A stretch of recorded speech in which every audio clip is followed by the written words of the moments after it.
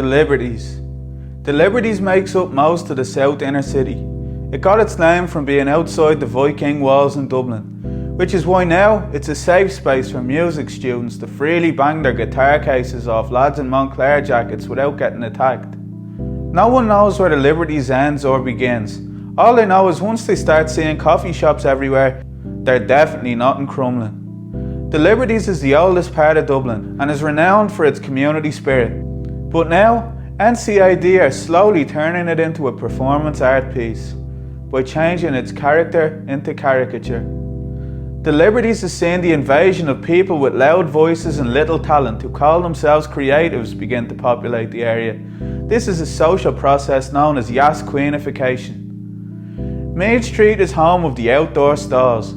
The salespeople who run the stalls are on a higher plane of human consciousness. They never leave the stalls. They just magically respawn out of thin air on sight of the first person that walks down Maid Street in the morning. On Maid Street, designer brands test out their new products for a fraction of the price to make sure no one breaks out in a rash once it hits Brown Thomas. Despite all evidence pointing to the contrary, some say the Liberties is actually just a social construct that was created in 2018 by Fontaine's DC once they got famous.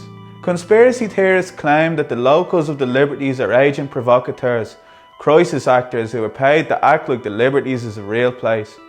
But really, the Liberties is a haven for hipsters who get turned on by outpricing generations of old residents out of their family homes, just so they can move in and tell everyone they live on the fringes of society without having to pay Dublin prices for a haircut. Noel's Deli is the heart of Maid Street. 98FM even crowned it as the best shop in the country a few years ago. They say Noel's Deli is more than a newsagent's.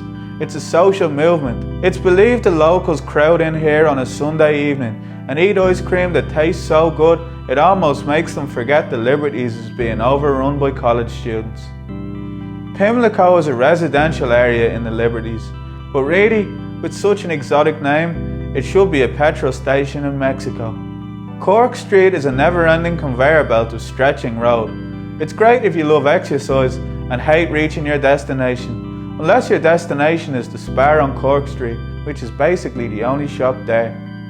Francis Street is a street full of antique shops that everyone is too scared to go into, along with a music college that doesn't have anything on the inside, which is why there's always 20 students outside at any time of the day, smoking rollies and talking about math rock. The Liberties has more coffee beans per square kilometre than a Colombian field. It's believed these coffee shops are being set up every week by recovering art students who realise painting mosaics of Greta Thunberg screaming into an endless void for the rest of their lives isn't enough to give them a limitless supply of hash. People from the Liberties only eat in the morning. After the coffee shop shut down, they just go home and wait.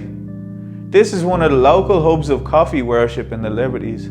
To the uninitiated, it looks like the word legit, but the locals pronounce it as legit because the people working on the stalls got rid of the word legit in case it ran them out of business. This monument is said to have magical healing powers.